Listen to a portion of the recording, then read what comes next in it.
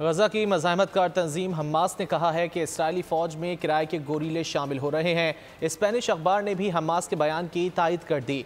खबर में बताया गया है कि स्पेनिश किराए के फ़ौजी यूक्रेन से गजा पहुंच रहे हैं। हमास ने इसराइल के खिलाफ कार्रवाइयों में इजाफा कर दिया। हमलों की वीडियो जारी कर दी। 2 इसराइली फ़ौजी मारे गए। कुल हलाक इसराइली एहलकारों की तादाद 121 हो गई।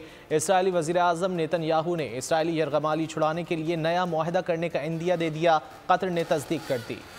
इसराइली फौज नाकारा। इसराइल दुनिया भर से किराए के गोरीले भर्ती करने लगा। अल-कस्साम ब्रिगेड के तर्जुमान अबू उबैदा ने एक वीडियो पैगाम में दुनिया को बताया कि हमास के हमलों में इसराइली फौजी नाकारा साबित हुए हैं और वो बच्चों की तरह शोर मचाते हुए मैदान जंग से भागते हैं। अबू उबैदा ने कहा कि इसराइल गैर मुल्की किराए के फौजियों पर भारी रकम खर्च करने के बावजूद जंग जीतने में नाकाम रहेगा। हमास ने इसराइली फौज पर हमलों की नई वीडियोस भी जारी की हैं, जिनमें टैंकों पर अल-यासीन RPG से गोले हिट किए जा रहे हैं। हिस्पानवी अखबार अल मुंडो भी हमास की तायद में एक रिपोर्ट शाया की है, जिसमें बताया गया है कि किराए के फौजी महंगे कॉन्ट्रैक्ट पर यूक्रेन से गजा पहुंच रहे हैं। दूसरी जानिब इसराइली वजीर आजम नेतन्याहू ने यरगमाली छुड़ाने के लिए नया मुआहदा करने का इंदिया दे दिया है। इसराइली इंटेलिजेंस चीफ ने कतर के वजीर आजम से मुलाकात की है। कतर ने भी नई मुमकिन बातचीत की तस्दीक की है।